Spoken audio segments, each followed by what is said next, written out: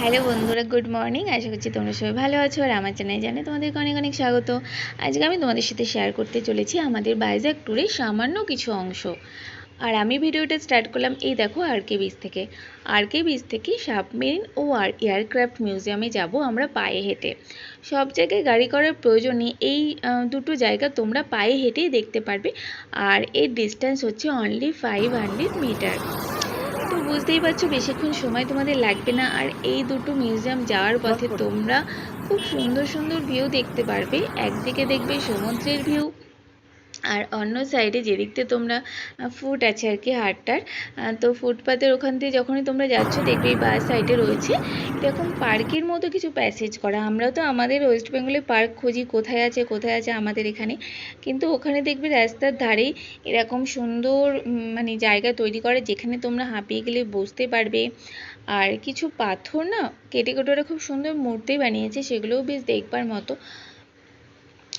আরেকটা কথা তোমাদের বলে রাখি, আমার মনে হয় এটা তোমাদের অনেক উপকারে আসবে।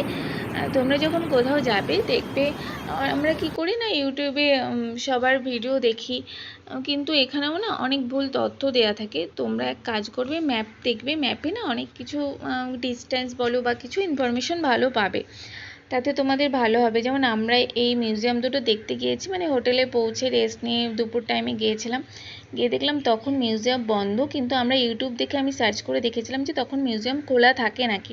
তো আমাদের ফালতুই এতটা হেঁটে যেতে হয়েছিল, যদিও ভালোই লাগছিলো হাঁটতে। আর ফেরার পথে ভীষণ বিপদে পড়ি, খুব ঝড় বৃষ্টি শুরু হয়ে যায়।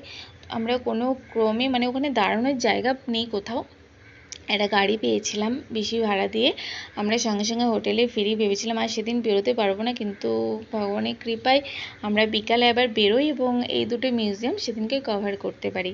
হেঁটে হেঁটেই কিন্তু গিয়েছিলাম বিকালে আবার, কারণ ওই যে বললাম সবসময় গাড়ি নয়, হেঁটে ঘোরার মজাটাও আলাদা। আর এই ইনফরমেশনটা যদি তোমাদের ভালো লেগে থাকে তাহলে প্লিজ লাইক কমেন্ট শেয়ার আর চ্যানেলটাকে সাবস্ক্রাইব করে আমার পাশে থেকো এরকম ছোটো ছোটো অনেক ভিডিও পাওয়ার জন্য। হ্যাঁ, আমি হয়তো প্রতিদিন ভিডিও শেয়ার করতে পারি না, কিন্তু চেষ্টা করব তোমাদের জন্য এরপর দেওয়ার।